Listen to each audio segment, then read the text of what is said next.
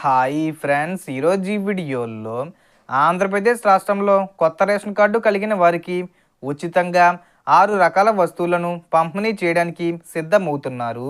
అలాగే 2 చీరలు కూడా పంపిణీ చేసే అవకాశం ఉంది. సో ఎవరెవరికి ఇవి అందుతాయి? సో దానికి సంబంధించిన పూర్తి ఇన్ఫర్మేషన్ ఈ వీడియోలో తెలుసుకుందాం. అండ్ వీడియో మీ నచ్చితే లైక్ చేసి, షేర్ చేసి, సబ్స్క్రైబ్ చేసుకోండి ఫ్రెండ్స్.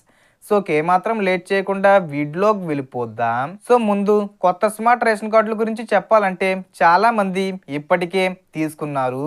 ఇంకా ఎవరైనా వివిధ కారణాల వల్ల కార్డు రాలేదంటే మీ సచివాలయంకు వెళ్ళి అప్లికేషన్ ఫిల్ చేసి చిరునామాతో తిరిగి దరఖాస్తు చేస్తే స్మార్ట్ కార్డు మీ అడ్రస్కి పంపిస్తారు.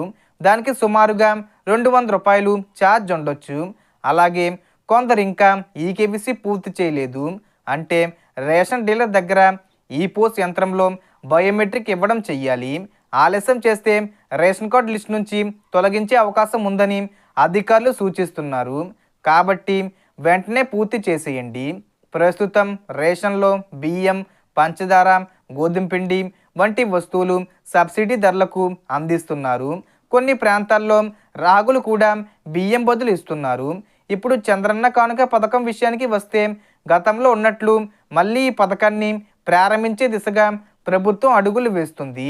పండుగల సమయంలో సంక్రాంతి, రంజాన్, క్రిస్మస్ లాంటి ఫెస్టివల్స్లో రేషన్తో పాటు ప్రత్యేక కానుక కిట్గా ఉచితంగా కొత్త సరుకులు ఇవ్వాలని ప్రణాళిక.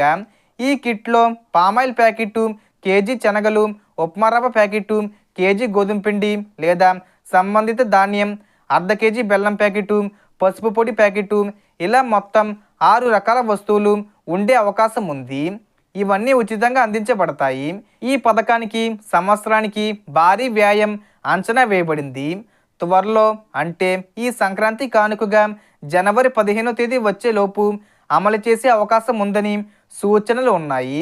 అదనంగా సంక్రాంతి పండుగ కానుకగా మహిళలకు 2 చీరలను కూడా పంపిణీ చేసే అవకాశం ఉందని తెలుస్తుంది. సో కొత్త రేషన్ కార్డు రాకపోయినా సచివాలయంకు వెళ్ళి తీసుకోండి. సో మొత్తం ఇన్ఫర్మేషన్ ది ఫ్రెండ్స్. మీకు ఈ వీడియో నచ్చితే లైక్ చేయండి, షేర్ చేయండి అండ్ సబ్స్క్రైబ్ చేసుకోండి. Thanks for watching.